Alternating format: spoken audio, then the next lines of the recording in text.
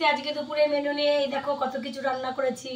সাদা ভাত, রুই মাছের ঝোল, আর আমার বান্ধবী দিয়েছে সম্বার ডাল, চিংড়ি মাছ সর্ষের চিংড়ি, তারপরে কচুরলতি, আর আমি করেছি চিংড়ি মাছ দিয়ে শাক ভাজা।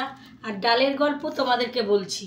এক ডাল আমাকে 3 রকম করতে হচ্ছে। কেন? আমার বর আবার সব ডাল খায় না, তাকে পেঁয়াজ রসুন দিয়েই ডাল দিতে হবে, নাইলে সে ডাল খাবে না।